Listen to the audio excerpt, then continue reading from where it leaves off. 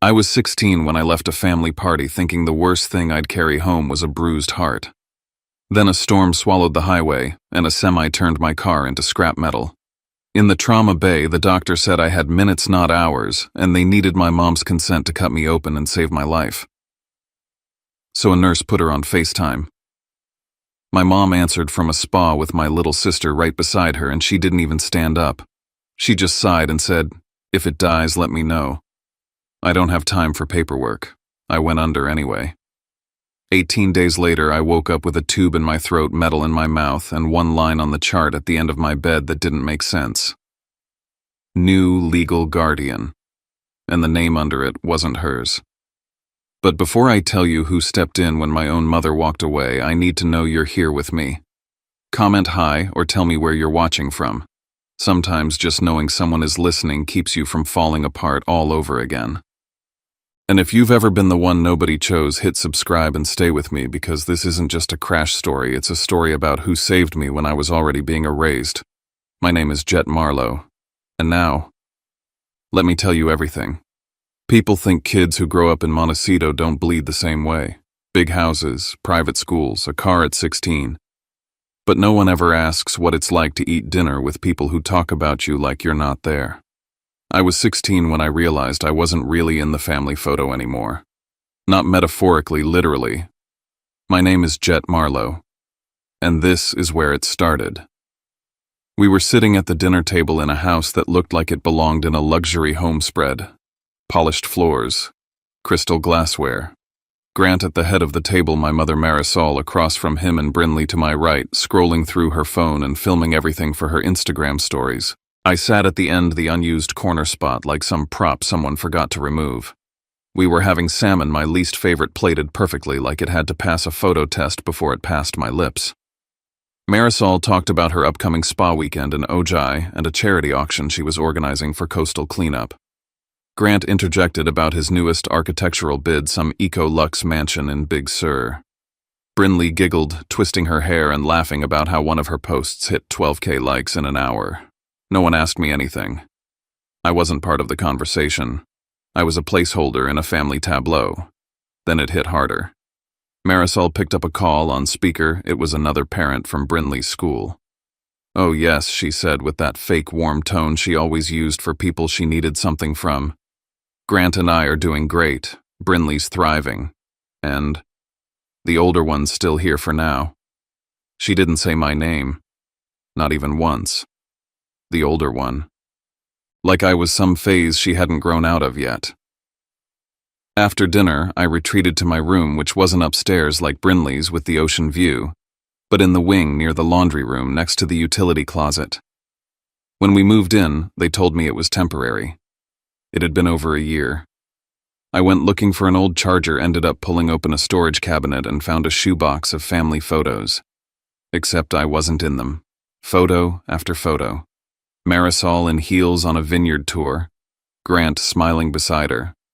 Brinley in dresses with balloons and cakes and matching mommy-daughter spa robes. There was one of me cropped awkwardly at the edge of a Thanksgiving picture, only half my face visible. Another one labeled family vacation. Maui didn't have me at all. There was also a manila envelope marked confidential, health insurance. It had my name on it. I didn't open it. I don't know why. Maybe because some part of me already knew I wouldn't like what I'd find. At school, people assumed I was fine. Montecito kids don't get sympathy. If you live behind a gate, they think your life's figured out. But the truth was, the gate just kept the pane looking polished. Brinley would walk past me in the hall like we weren't related. Her friends whispered about the Ojai trip, the spa reset she and Marisol had planned. She told them it's just a girls' weekend. Mom says it's important to disconnect. No calls, no drama. I was never part of the plan. The only place I could breathe was Ventura.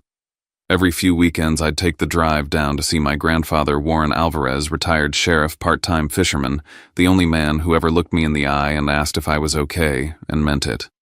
His place smelled like salt and coffee grounds. It wasn't much, but it felt like mine. We didn't talk feelings. He handed me a Gatorade, nodded at the toolbox, and taught me how to fix a flat. That was his way of saying he saw me. "You coming to the Easter fish fry?" he asked, handing me a flyer with a wink. Yeah, I said, trying to sound casual. I'll be there early to help out. On the drive back, Marisol's text came through. Don't complicate this week for me. I'm busy. She didn't ask if I was okay. She never did. I stared at the message, a strange cold settling in my chest. Easter was coming, and something in my gut told me it wasn't just about ham and pastel decorations this year. Something was being set in motion, and I wasn't going to like where it led. The week before Easter, the air in the house shifted. It wasn't dramatic, it was quiet, controlled. Like everyone knew something I didn't, and they were rehearsing lines for a show I hadn't been invited to. I came home one afternoon and walked in through the side entrance. Marisol and Grant were in the kitchen. They didn't hear me at first. Grant was pouring something into a glass. Marisol stood by the window, her phone face down on the counter. I talked to Dr. Fenley, Grant said. He recommends boarding. Structured programs are more effective for behavioral stabilization. Marisol sighed. I just want it handled before Easter. Cleanly, no scenes. There's still paperwork. We'll get it done. I've already spoken to Ridgeview. I froze. My backpack hung loosely off one shoulder, my heart stuttering like a skipped beat. Boarding, behavioral, paperwork, before Easter. They were planning to send me away. And soon. That night I waited until everyone was upstairs. I slipped into Grant's office under the pretense of grabbing my charger, but went straight to the cabinet where he kept important files. It was cracked open, sloppy. There was a folder marked Household Assets plus Insurance. I flipped through it fast, too fast, my fingers shaking. Marisol, Grant, Brinley. Their names were on every primary beneficiary line. My name wasn't missing, but it wasn't with theirs. It was tucked in the back marked Prior Dependent with a notation Transition Plan Pending. I snapped a picture of the page with my phone and closed the folder before my stomach could turn more than it already had. The next morning, Marisol drove me to school. Just me and her in the car. The silence was loud. Easter's important this year, she said suddenly. A lot of people will be there. I need things to go smoothly. I said nothing. There's also a new opportunity for you. After Easter, a change of environment, structure, support. You mean shipping me off? I said, watching her reaction. Her smile faltered for a split second. You always assume the worst. I'm trying to help. No, you're trying to make me disappear. She didn't answer. She just turned up the music and pretended like the conversation hadn't happened. That weekend I drove to Ventura. I wanted to tell Warren everything, but the words stuck. I didn't want to sound crazy. I didn't want him to worry. You okay? He asked, handing me a bottle of water like always. I hesitated. Just school stuff. He didn't press. Just nodded and said, if you ever need help, real help, call this guy. He handed me a card. Elliot Crane, juvenile law specialist. I pocketed it and made a joke, but it didn't feel funny. Back in Montecito, I passed by the living room and saw Marisol's iPad buzzing with notifications. One of them caught my eye: Ojai Valley Inn Spa confirmation, full day mother and daughter reset, non-refundable, note, no calls during session. It was scheduled for Easter Sunday.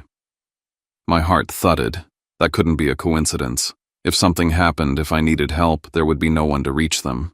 They'd planned this. The night before Easter, I was packing a bag to stay at Warren's when Brinley knocked.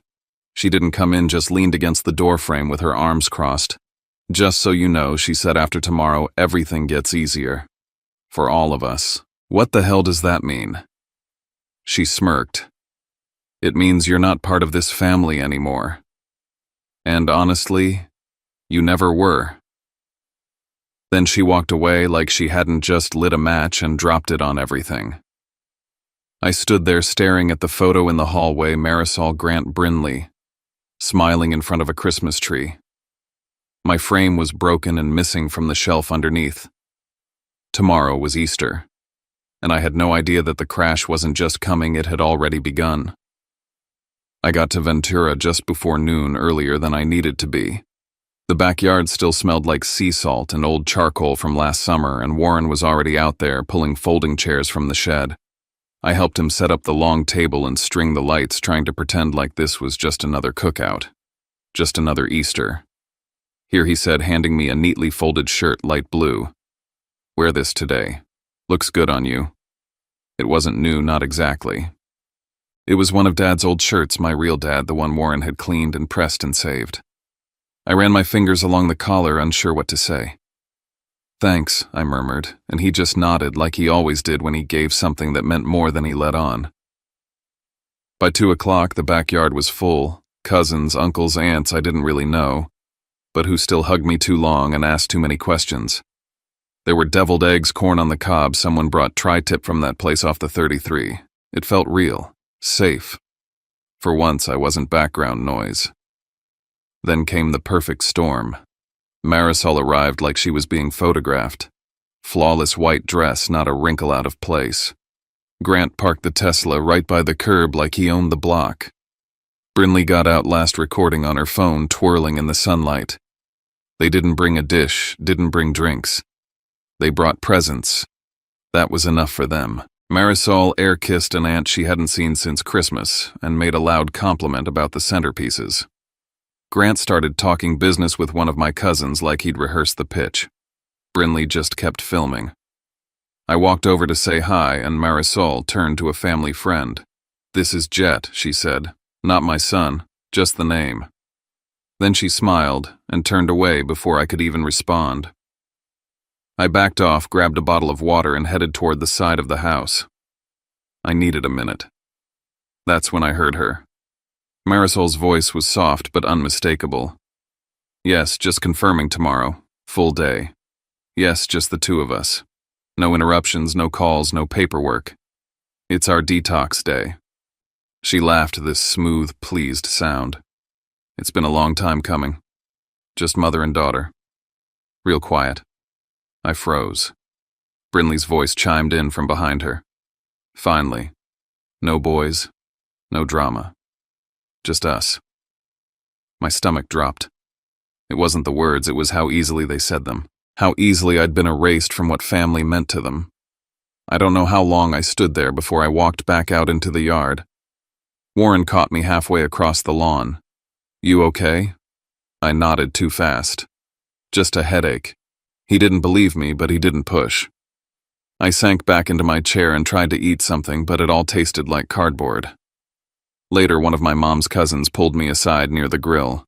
She was sipping iced tea and making small talk when she said it. "So I heard you're heading into something new after this." "Your mom said there's a program lined up." I stared at her. "What kind of program?"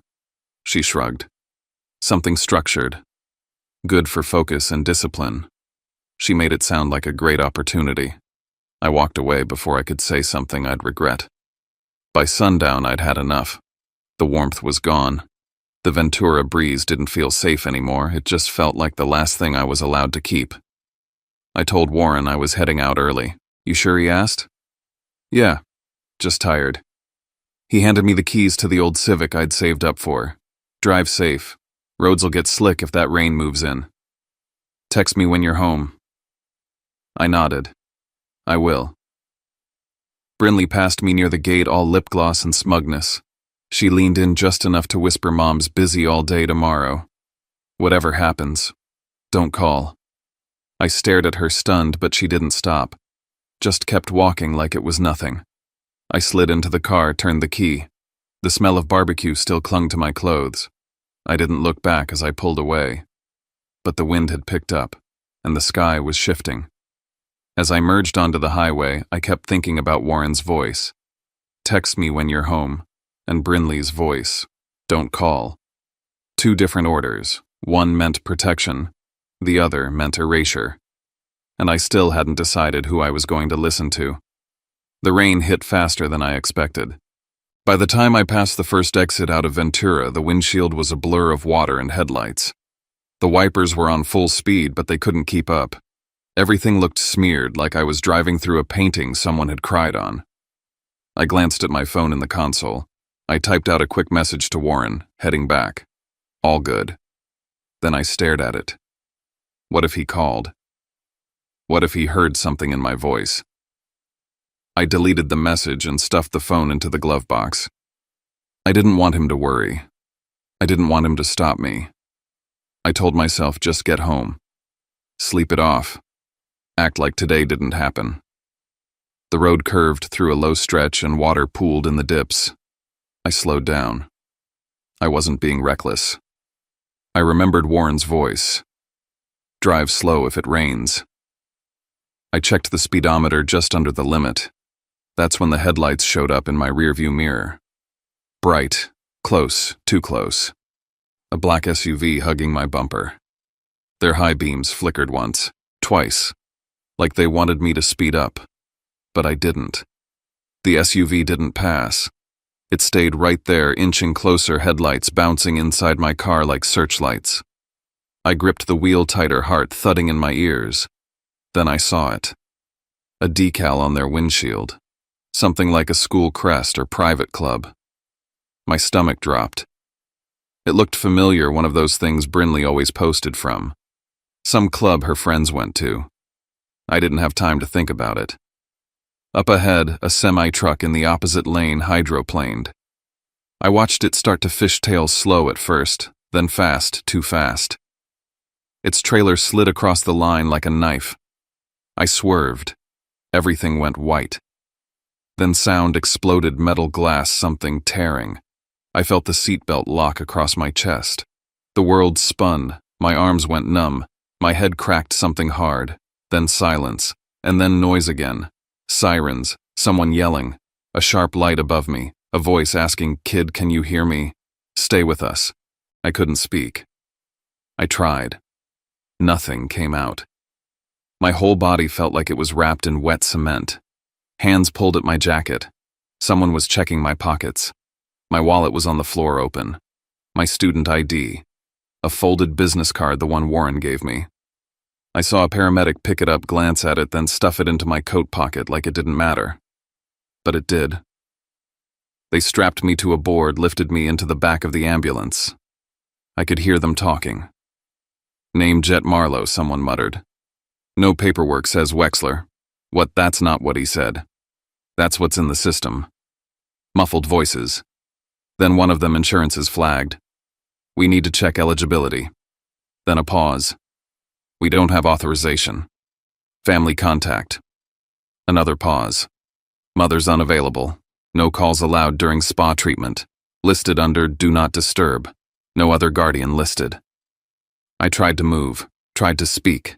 Nothing. The sirens got louder, the lights harsher. I heard the doctor as the doors swung open. "Get him in now. We're losing window time." I wanted to scream. I wanted to say I wasn't alone, that someone was waiting for me, that I mattered to someone. But all I could think about was the message I didn't send. Heading back. All good. It would have been a lie. But at least he'd know I tried. I don't remember being wheeled in. I don't remember the white light or the metallic clatter of gurney wheels over tile. What I remember is pain blooming inside me, like something alive clawing upward from my gut to my ribs before it all dissolved into nothing. Later they told me it was internal bleeding, a ruptured spleen, possible cerebral edema, contusions, broken ribs, a shattered collarbone. It sounded like a list someone might rattle off in a courtroom. Not injuries, but evidence. What I didn't know, what no one knew yet, was how much of the next hour would come down to a FaceTime call. The surgeon needed a signature. I was 16, unconscious, legally a minor. And the woman listed on the hospital records as my guardian was Marisol Wexler. A nurse named Karen dug into the system. She frowned as she clicked through the contact files, her eyes catching something off. "That's strange," she said quietly to a colleague. "No secondary emergency contact on file. Just her. No grandfather, no extended family." Another nurse helped her dig deeper into the record's back end. Buried under layers of form fields and quiet edits was Warren Alvarez, listed under other contacts not flagged for emergency communication. The implication was clear: someone had gone in and reordered the priorities. The one man who would have dropped everything to save me had been shoved to the bottom of the list. They had no choice. They tapped the number listed for Marisol. The screen lit up with golden light and soft music. It looked like a commercial. Marisol was reclined on a plush spa bed, white robe, head wrapped in a towel, some kind of facial mask half settled on her skin. Brinley was next to her, grinning like it was the best day of her life, phone in hand, already mid-selfie. Mrs. Wexler, the surgeon, said as calmly as possible, "Your son is in critical condition following a vehicle collision. He has internal bleeding and potential brain trauma. We need emergency authorization to proceed with surgery." Marisol blinked lazily. "Wait." Hujet, the nurse, clarified. She didn't even sit up, just waved one manicured hand. "If it dies, let me know. I don't have time for paperwork." I wish that line was fiction. It wasn't. Brinley snorted, held up her phone, and snapped a picture of the FaceTime screen, me unconscious, blood on my face tubes down my throat. She giggled like she'd just won a bet. The nurse froze her hand, trembling as she lowered the device. A third nurse in the background muttered, "Save the call log. Record everything." Another doctor stepped into view and tried again. "Mrs. Wexler, you understand this is a legal matter. He's a minor." Marisol exhaled, annoyed. "Fine, call his grandfather. Warren Alvarez. He'll sign whatever. I'm done here." Then she ended the call. That's when things moved fast. The ER team located Warren's name in the extended contact list and dialed. He picked up on the second ring. He didn't ask for details. He didn't ask what happened. The second he heard my name and the word critical, he was gone. Out the door through the storm keys in hand. He arrived at the hospital drenched from head to toe, shoulders squared like he was walking back into a war zone. "I'm Warren Alvarez," he told the front desk. "Where is he?" They took him straight to ICU. In a side hallway, they handed him the forms. Consent for surgery, emergency decision-making authority, financial responsibility should it come to that. He didn't hesitate, signed every page. Fast, neat, decisive. When he entered the prep room, I was already halfway sedated. Still, they gave him 30 seconds. He stepped to the edge of the bed, took my hand, and whispered, "I'm here, kid. I've got you. You're not alone." Then the doors closed behind him, and I disappeared into the bright silence of the OR. What no one knew, not the doctors, not even Warren, was that while they were working to keep me alive, Grant Wexler was already on the phone. Not to check on me. To his financial advisor. He wanted a note on the insurance file, no financial liability from his side. All medical authorization would fall to Marisol. No media contact, no signatures, no paper trail. Let Marisol carry the mess. Let the kid survive or not, just keep my name out of it. That's how they moved. As if I was a headline waiting to happen. Not a boy. Not her son. Just a problem being handled. By the time the surgery began, the hospital was already updating my chart. An internal note flagged by the risk management team stated current guardian declined life-saving intervention. Alternative party signed under emergency clause. And deep inside the system, a new line was added. Under legal guardian, the cursor blinked. And then typed, Warren Alvarez. The ICU was too quiet. Monitors beeped, machines hissed and clicked, but everything felt muffled like sound was being filtered through water. Warren never left. He sat in the hard chair beside my bed jacket, slung over the armrest, one hand always resting on my arm. If a nurse so much as glanced toward my chart, he was already asking questions. What's his oxygen saturation? Why did the heart rate spike just now? He wasn't just my grandfather anymore. He was my line of defense. By the second day, he'd already requested printed copies of every record the hospital had on my file, especially the FaceTime call. He'd worked homicide before retiring. He knew how systems buried things. And he knew how to make sure nothing got erased. He had them burn the audio to a thumb drive, had the call log notarized. A risk management rep from the hospital met with him that afternoon. There's sufficient evidence, she said carefully, to categorize this as medical neglect. The fact that the legal guardian declined urgent intervention for a minor puts us in mandatory report territory. She paused, then added, We'd like to know if you want to proceed with an emergency transfer of guardianship while the patient is still unconscious. For his safety. Warren didn't even blink. File it. By that evening, Elliot Crane was standing in the ICU hallway, a stack of documents under his arm tie loosened but eyes sharp. He reviewed everything. The call transcript, the nurse statements, the image of Brinley's smirking face over my broken body. "This won't stay quiet," he said. He wasn't wrong. By morning, a staff member told Warren that a version of Brinley's screenshot had already made its way through group chats at her school. Students were sharing it in whispers, captioned with things like, "Guess he finally crashed."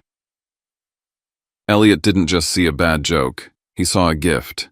"This is actionable," he said. "Defamation, emotional abuse, targeted harassment. It helps build the case that Montecito was not a safe environment, especially with a minor involved." Warren nodded. "Do whatever you need." The next day, Elliot got a call, not from Marisol, not from Grant, but from a law firm that smelled suspiciously like PR. They weren't asking for forgiveness. They were offering silence. "Settle this quietly," the man on the phone said. "Let's not make this messier than it already is."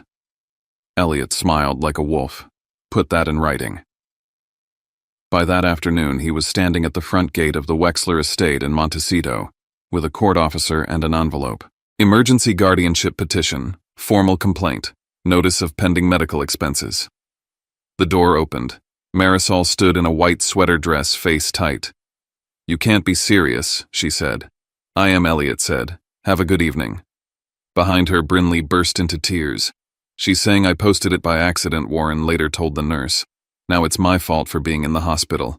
The court fast-tracked the hearing. Children, medical negligence, social fallout. Even the system couldn't ignore that. By day's end, Elliot had everything lined up. Witnesses, call logs. My new medical chart with Warren listed in bold at the top as primary decision-maker. I was still unconscious when the change was entered officially. Somewhere across town, Marisol sat in her curated living room staring at the court order that proved she'd lost something she didn't even try to keep.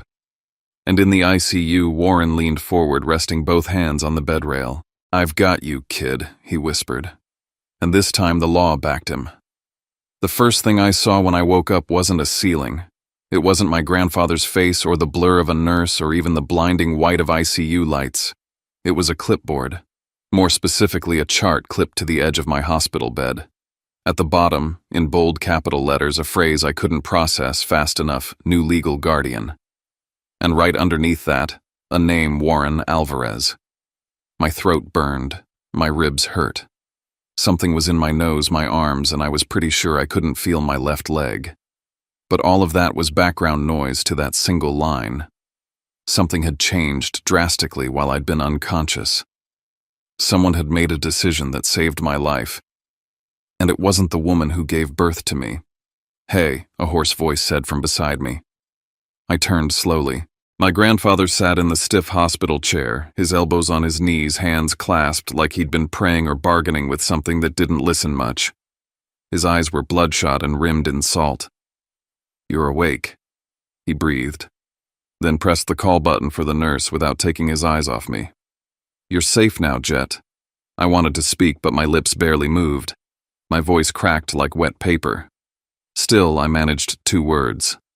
"What happened?" He didn't sugarcoat it. He didn't baby me. Didn't pretend the truth would come later. "You were in a car accident on the 101 driving home from Ventura. It was bad. A semi jackknifed in the rain." He paused. "You almost didn't make it." I closed my eyes and the memories flickered, metal screaming glass raining a woman's voice on the phone saying, "Don't call me tomorrow. We'll be at the spa all day." He saw something in my face shift. "You remember something? I remember leaving the cookout." He nodded slowly. "That's where it started. He told me everything else. That the trauma team needed immediate consent to operate, that the hospital called Marisol because she was still listed as my legal guardian, that she was in Ojai with Brinley mid-facial, and when asked for permission to save my life, she said, 'If it dies, let me know. I don't have time for paperwork.' Then Brinley laughed, took a screenshot of me on a stretcher, bleeding. I didn't speak. I couldn't. My heart wasn't breaking, it was going numb, like someone had turned off the pain just long enough for me to float above it watching. Hospital staff recorded the call, Warren added. They flagged it for risk management. That was enough for Elliot, our lawyer, to petition for emergency guardianship transfer. The court agreed. I signed the papers. I turned my head toward the chart again. So it's real. It's real, he said. You're not going back there. I felt that line settle in my chest like the first breath of clean air after smoke. I wasn't going back to Montecito. Not to her. Later that afternoon, a nurse came in to update my file. She confirmed my name, date of birth, and said something about how I'd originally been logged under the Wexler name, Grant's last name, because of an insurance record mismatch. That name again. Wexler. A name I never chose. I remembered that locked drawer in Grant's office. The insurance forms. The one with my name blacked out, replaced with something cleaner, more convenient. They'd been planning something. I knew that now. It wasn't paranoia. It was strategy. Elliot visited that evening. He asked one question. Jet, do you want to return to your mother's home? I didn't scream. I didn't cry. I just shook my head and said, that's not my home. He nodded. That's all I need. The next morning, the hospital buzzed. Not with alarms, but with energy PR reps pacing the hallway, a man in a crisp blazer asking for a quiet conversation on behalf of the Wexlers. He offered a donation to the hospital if the situation could be handled with grace. Elliot told him to get lost. In more elegant legal terms. I watched it all from my room, knowing I was the storm they were trying to contain. Then came the emergency hearing. Elliot wheeled me into the courtroom. Warren walked beside me. I hadn't left ICU for more than 5 minutes in 2 weeks, and now I was sitting in front of a judge in Santa Barbara with an IV still taped to my hand. Marisol showed up looking exactly how I remembered, expensive, immaculate, performative. She didn't look at me once. Brinley clung to her like a guilty shadow, makeup perfect, lips tight. The judge asked for the facts. The court clerk played the recording. Marisol's voice filled the courtroom, breezy and cold. If it dies, let me know. I don't have time for paperwork. Then Brinley's laugh. The room went still. Nurse Huang testified. So did Dr. Kaplan. Elliot presented the call log, the missed surgery window, the screenshots. Every digital breadcrumb, every omission from the hospital contact file. They'd tried to erase my grandfather from the records, erase any backup plan that didn't involve them. They removed protective contacts, shifted insurance coverage, changed his last name in some systems. It was structured neglect, Elliot said. By design. The judge took it all in, then issued the ruling. Temporary guardianship officially transferred to Warren Alvarez. All rights of parental medical decision-making revoked from Marisol Wexler. I left that courtroom with more pain than I walked in with, but for the first time in my life, it wasn't pain someone else had the right to ignore. And outside, as the cameras started rolling, I heard Elliot whisper to Warren, they'll either try to play victims or drag this out in court. But this isn't over. I looked at him. It wasn't fear in his voice, it was readiness. Recovery wasn't a montage. It wasn't sunshine through windows or inspirational music. It was me. In a back bedroom at Warren's house in Ventura, learning how to stand on one leg while a nurse held my elbow. It was the sound of my own breath as I tried to put weight on a foot that still didn't feel like mine. It was dropping a spoon twice during breakfast because my fingers shook too hard to grip anything. But it was also progress. Warren cleared out his old office to make space for my recovery gear. He didn't hover. He didn't pity me. He just brought me water and listened when I cursed at the pain. I started therapy with Dr. Mira Shah. She didn't ask about the crash, not at first. She asked me what it felt like to sit in silence in a house where people only looked at you when they needed something. I told her it felt like being erased. We worked from there. Then the text started. Marisol sent one first. I know you're hurting. So am I. I wish you could see the full picture. Then I've lost everything, Jet. Don't take away what little I have left. I didn't respond. I showed Elliot instead. He told me to keep every message. They aren't apologies. They're optics. A week later, news broke that Grant had filed for divorce. Irreconcilable differences, public reputation, financial preservation. He cut ties fast and clean, and Marisol was suddenly alone. Brinley's school issued a statement about disciplinary review. Her scholarship applications disappeared overnight. Montecito wasn't a fortress. It was a house of cards. The final custody hearing came 6 weeks later. I walked into that courtroom on crutches, not because I wanted pity, but because I refused to be wheeled anywhere again. I testified last. I told the judge the truth. That night, I said when the doctor said I needed surgery and my mom declined, something in me died before my body ever could.